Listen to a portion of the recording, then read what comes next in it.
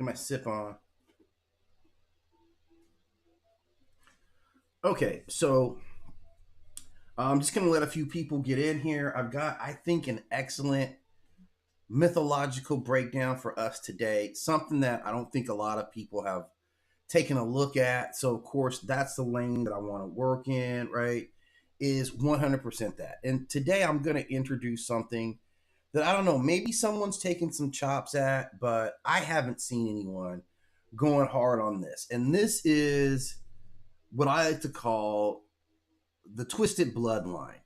And this is something I'm pulling out of a couple of different streams here for mythology. Like, you see who I'm talking about here is the Draconians. So we're taking a bit of more modern D&D lore, or not even modern. This is post.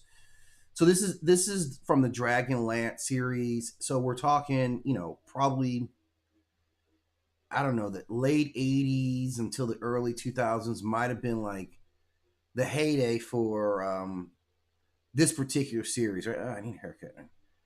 This is probably the time for this particular series. And then we're going to pull Orcs. This is purely from relevant because of Tolkien's work. This is kind of where we're going to base some of this lore. And then, of course, the Nephilim component. So we're going to talk about these three bloodlines, and these are about corrupted bloodlines. So we're talking about the Draconians from Dragonlance. We're talking about the Orcs as they're defined by Tolkien's work, and we're talking about the Nephilim. And this is not just monster lore. That's not what we're seeing when we're talking about these lines.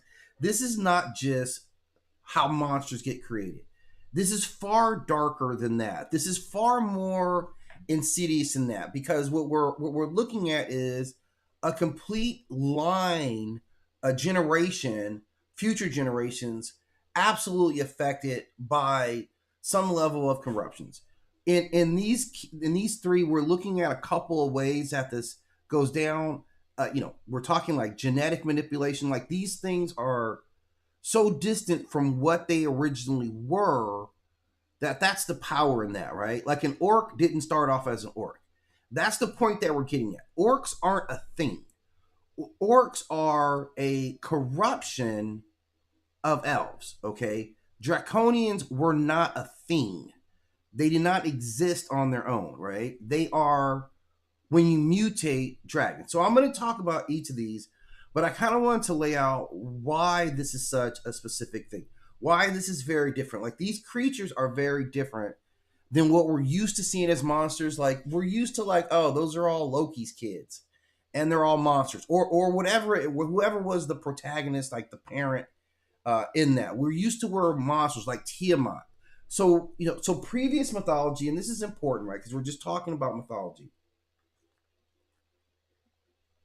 Previous mythology told us that monsters just had a source.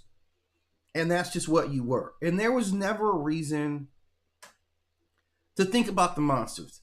We didn't have to care. When it was Tiamat's kids, we were like, or Itchina's kids, or Loki's children. All we had to say was that they were monsters, and this is where they come from. And right off the bat, we accepted that the nature of these creatures was going to be evil, right? So there was never a look back on any of these creatures. With these creatures here that are in front of us, there's a tragic element to all of these. They all started off at a point of being innocent. That's where the power of these stories becomes intrinsically tragic, right? Because we're not just talking about a creature that is weaponized. That's not what it is, right? We're not taking something and saying, okay, whatever. There's a troll, right? I think trolls are just natural things, right? Or troll, exactly. I'll take a troll. And you go out and you do troll business, okay? But there's a history of trolls. These things are things that were righteous beings, even semi-divine beings. Like, in fact, I think it's safe to say that each one of these represents, an origin that was divine, or at least semi-divine, but ultimately manipulated into being something really bad. So we get a couple of layers here, right? Like this is all about like genetic tampering, and we're gonna see it as we get deeper into each one of these stories. And I'm gonna tell you right now, these are all among the most tragic stories I've ever heard, right? For me personally.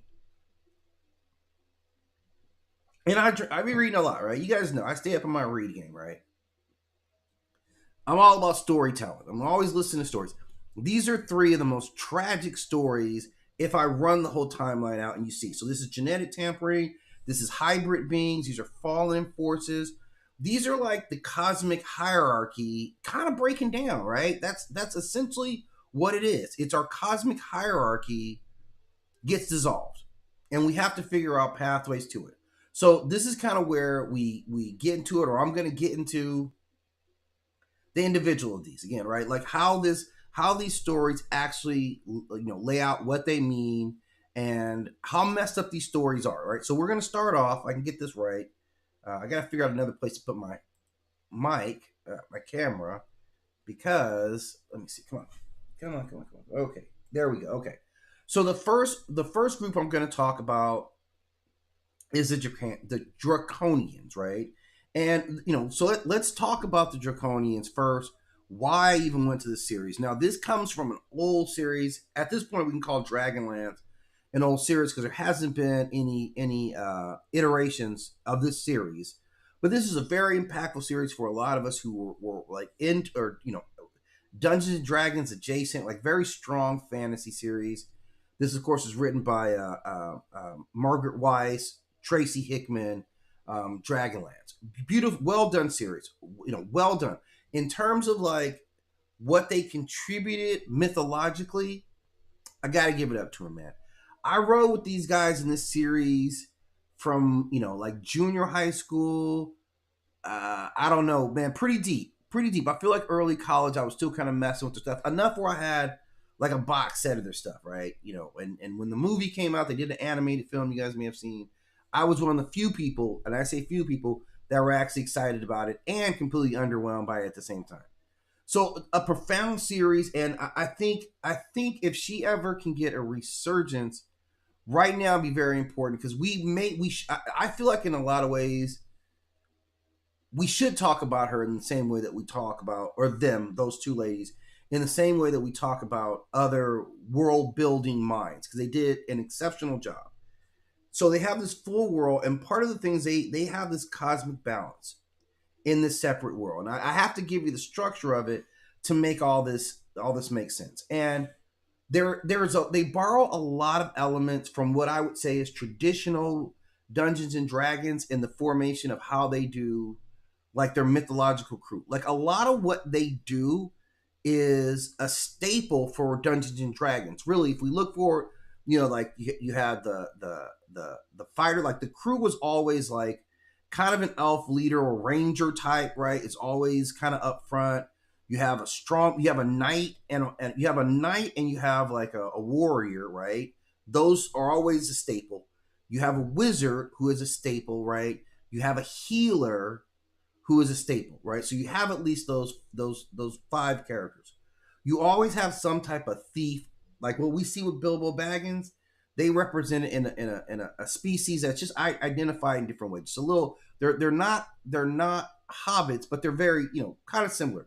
For all intents and purposes, to me, are the same thing, right? Because they were just like the thieves, like the burglar thief kind of aspect, right? Then of course you get the dwarf, right? So this is kind of where they structurally are extremely solid on like a living mobile D&D crew. And I don't think it's lost that I picked up on the series at the same time that I was actually playing D&D the most, right, in my life. Like this is like 7th, 8th grade, right? I lived in a small town and stranger things happened, right? We were literally sitting in rooms like that. I forgot the name of that town already. But they were in this town playing games with my buddy Mike, and somebody goes missing. But we were playing these games live. So this series here, Dragonlance, and I don't know why they never parlayed this into anything else. It got like one movie to tell an entire series. Like this was probably, man, I want to say minimum 3 books, man. Like minimum 3 books. And I want to say they took a whole lot longer because they do the initial run and they branch everything off into these ancillary kind of these side books to get the whole story to this series, right? So it's a lot. Like it's a lot, and they do all this in like a 90-minute movie or something like that. So of course it's terrible. Of course it doesn't hit in the important part. So you don't really get into it deep, like because there's a lot of complexities to this series. I think if you're into mythology, fantasy, or D&D, like this series just kind of highlights a lot of things, and it's one of the strongest series on defining dragons.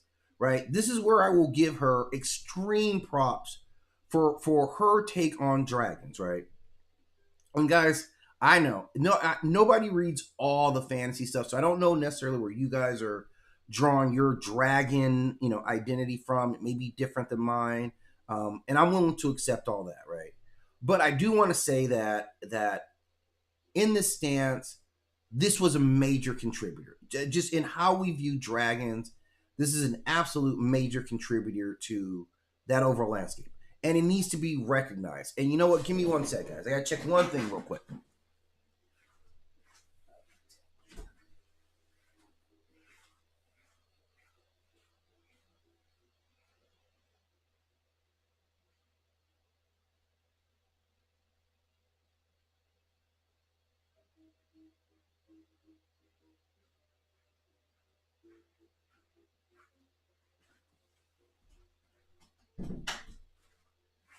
All right, man. I had to make sure that stove was off, man.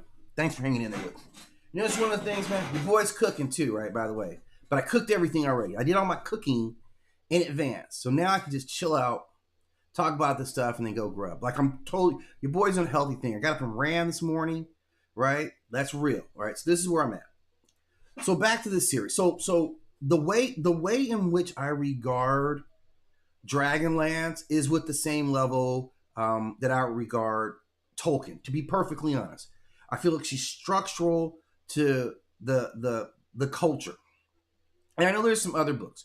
And when we talk about dragon books, tomes with dragons in it, we typically rely on what we see from Tolkien, like Smaug, and I know there's some other dragons.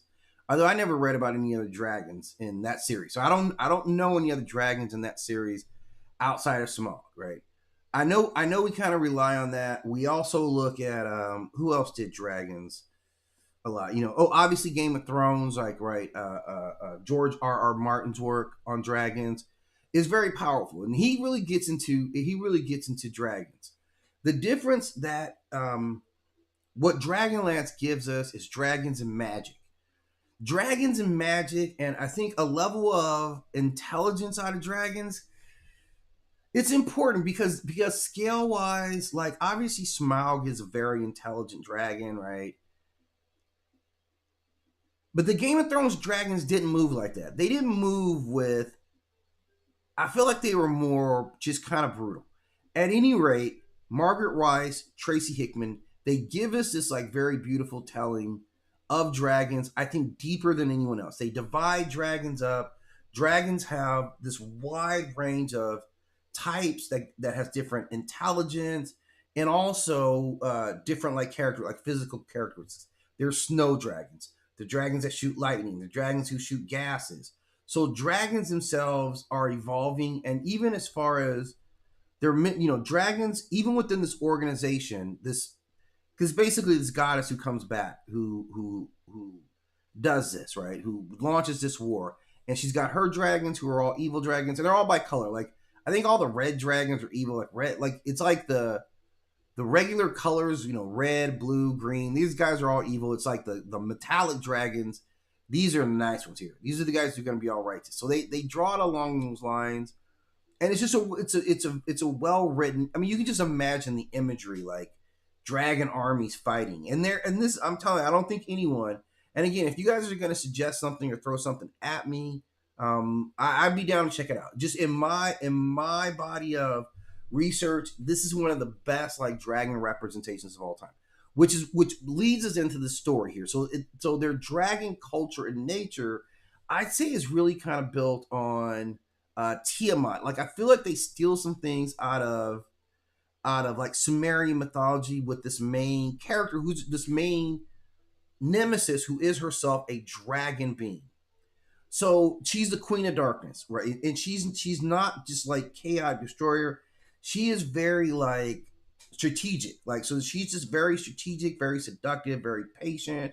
And her dragons are not like, these beings are all aligned with her. So where they get the interpretation, where they get the corruption at is that when they launch their war, there's already two factions of dragons, right? There's the queen's got her dragons, and everybody's got their team of dragon too.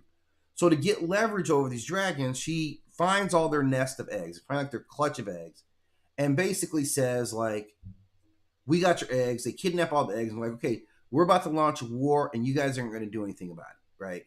So all the good dragons are like, "Yeah, we're not going to do anything about it." Strategically, why you put all your eggs in one basket? Literally. So I don't know how wise these dragons are, but this is what happens to these dragons, right? They put all their eggs in one basket, literally, and the basket gets lifted off by these other dragons.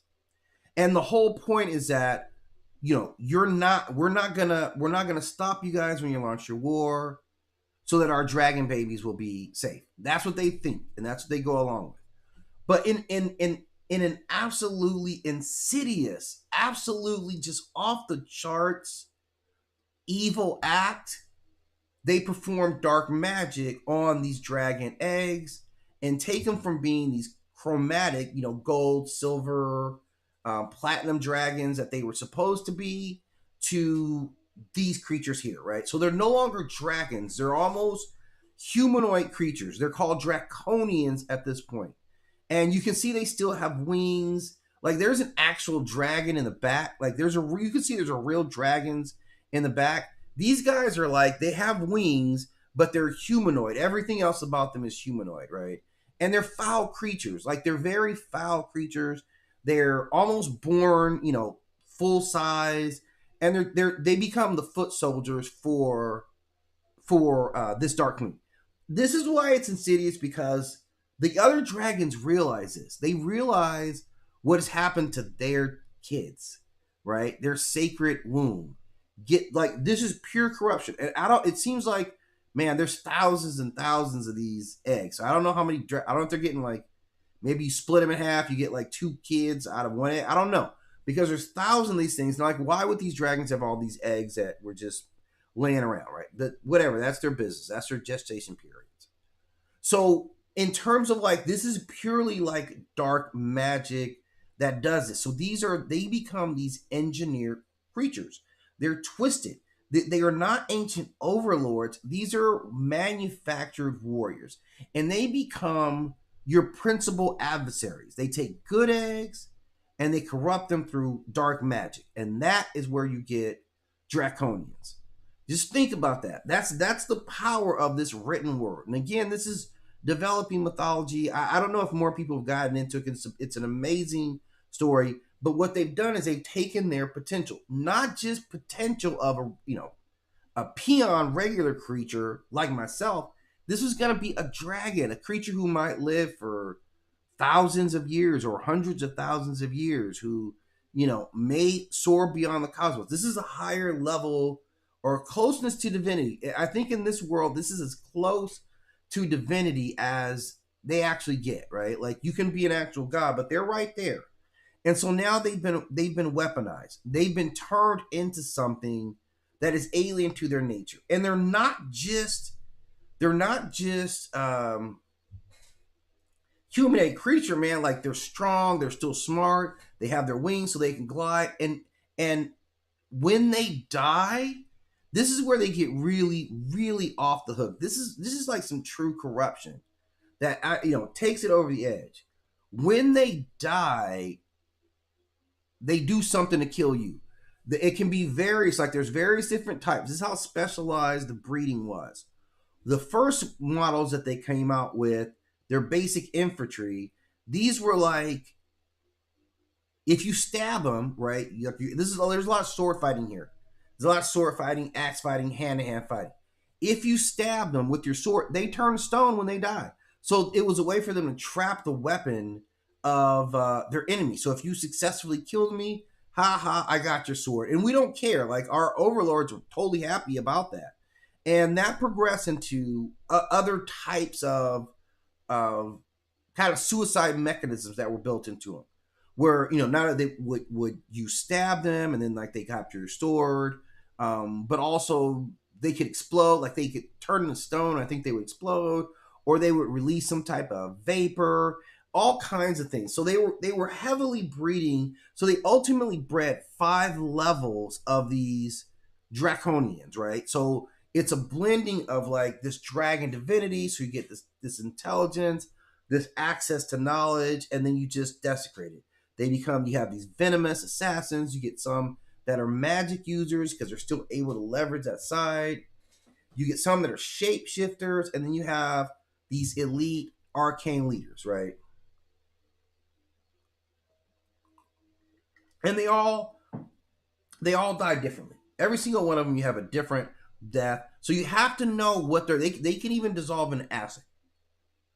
On top of everything. So their death itself, like they are killers, and their death itself is is weaponization, right? Mythically, this is beautiful. This is a design that they can harm, even defeat. They are engineered hostility on a whole nother level.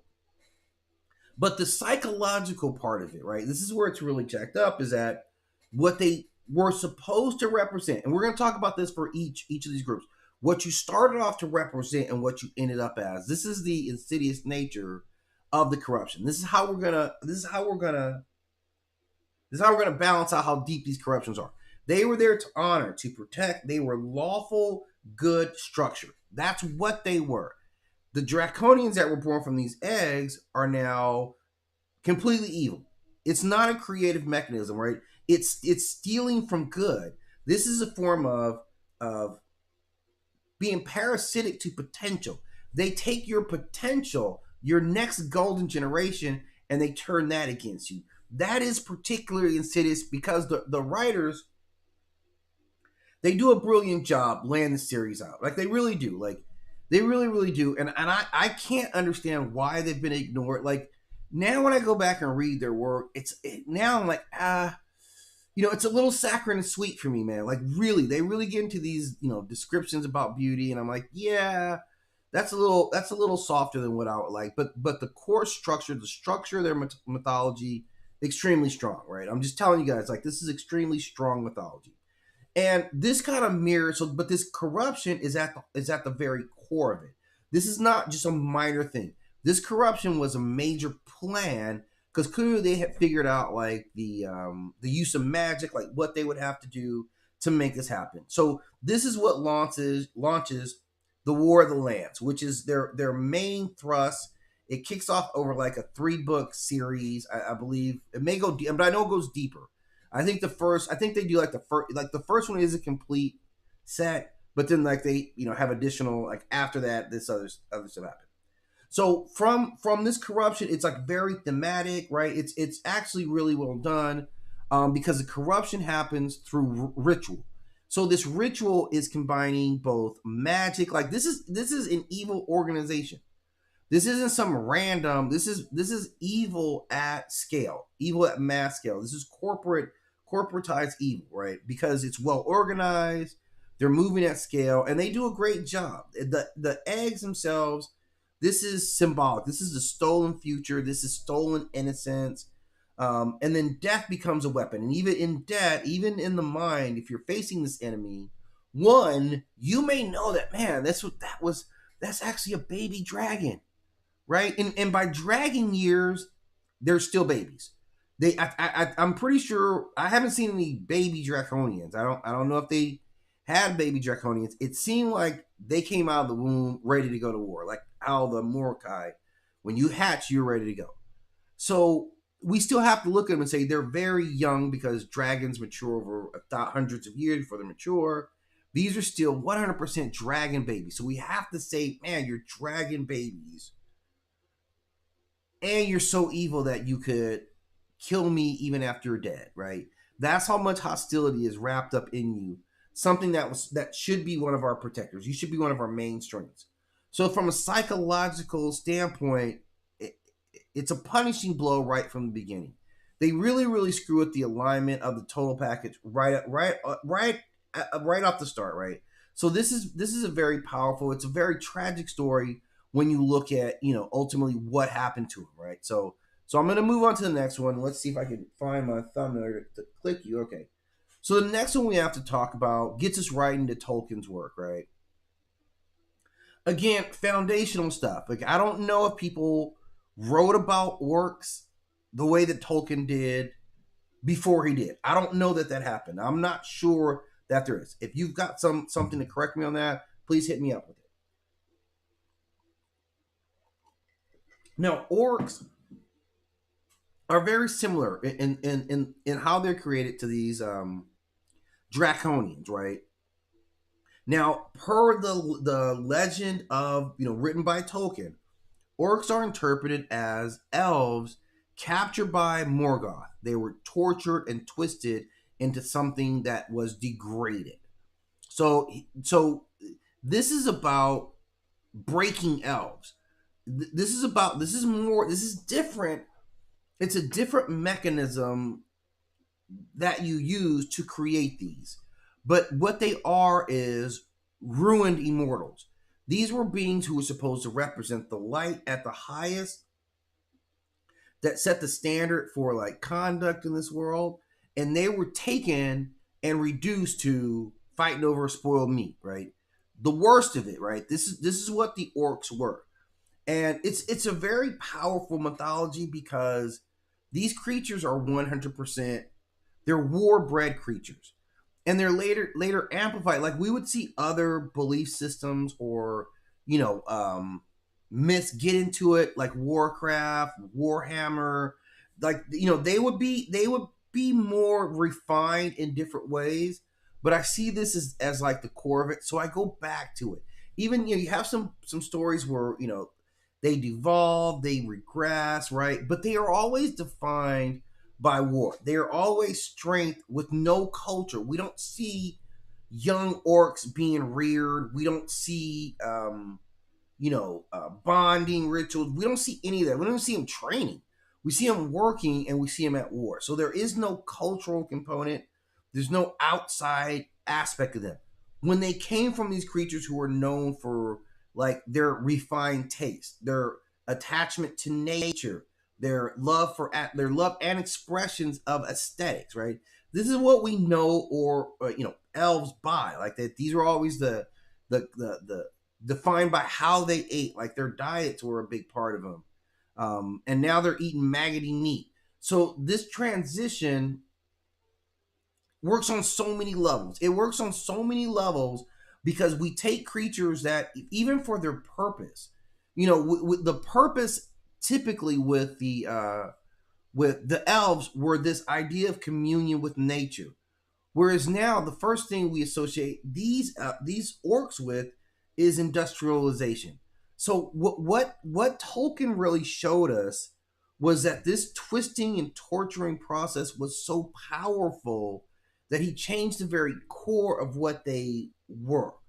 And I mean, like, extreme. You ran all the instincts of them out of the people. They're completely devoid of their elf nature. They're not just evil. They are literally stripped bare. They're stripped bare of what the essence of being an elf was.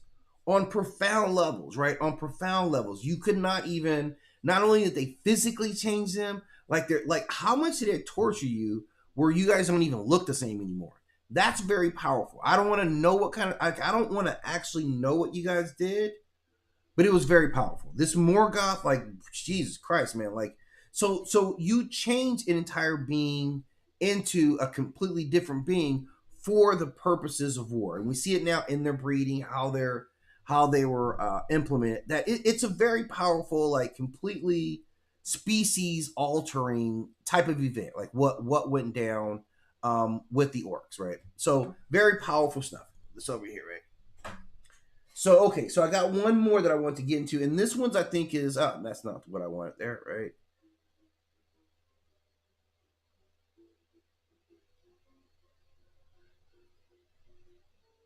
Okay, there we go here. Okay. This is probably the most impactful of all these corrupted lines. And this is the Nephilim. This is probably I was gonna say, man, this is a tough one here for the Nephilim, right? Because we understand the story, and obviously I can't give them any cover, but it's a tragic story if you're them. If you are Nephilim, this is an extremely tragic story because you went from being like this with the number one man in all creation, God.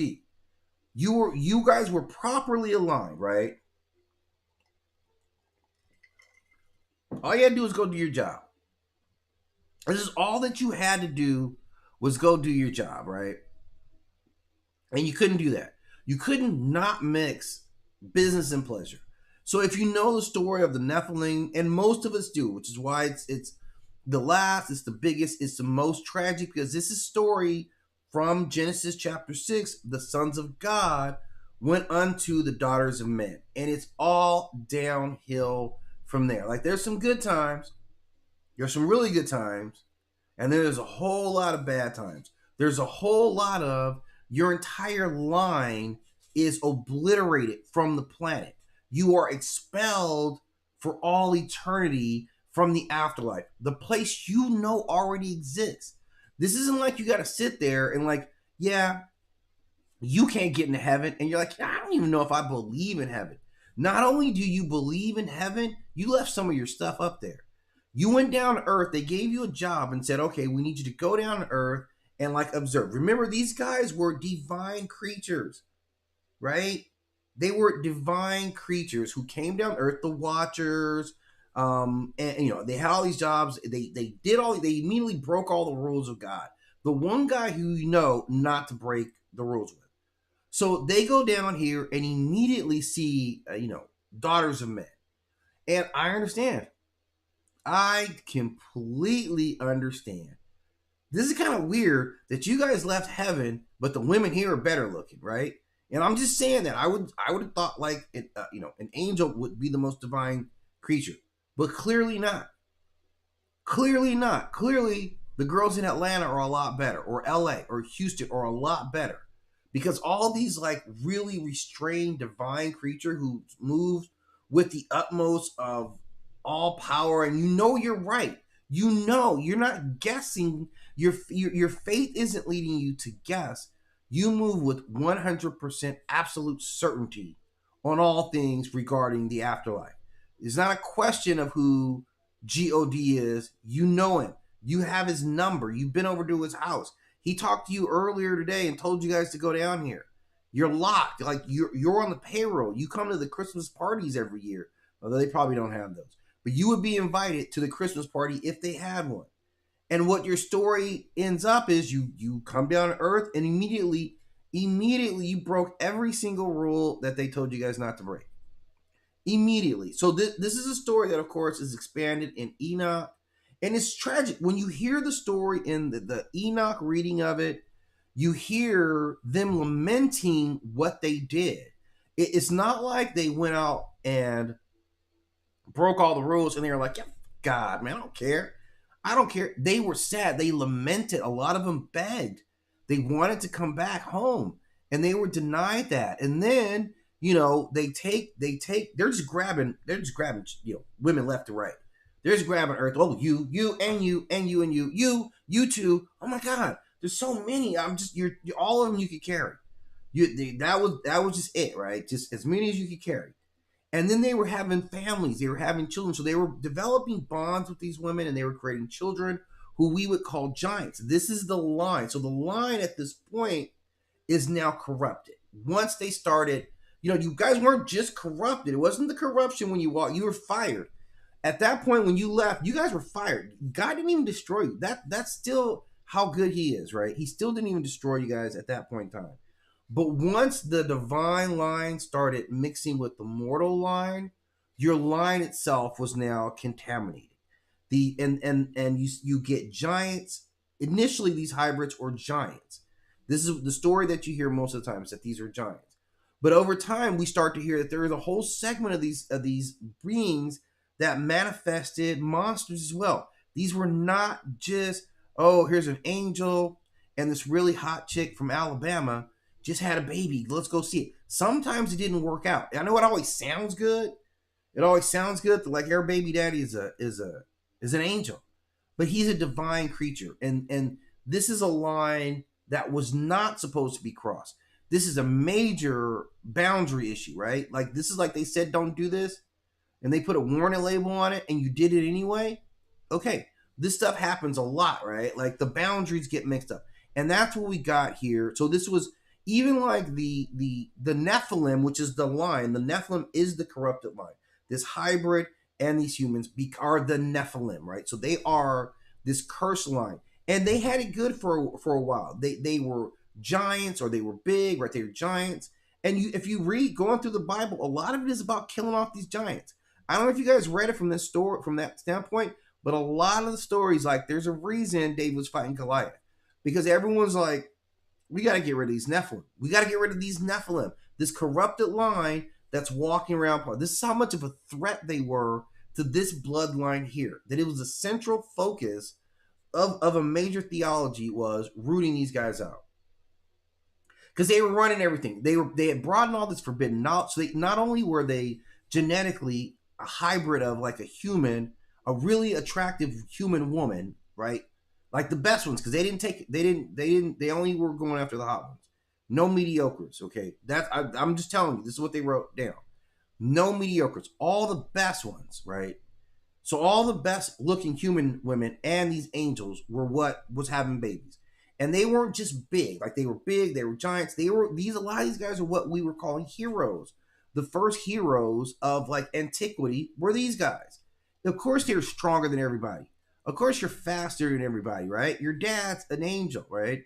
And that kind of spills over. That same talk spills over into Greek stories.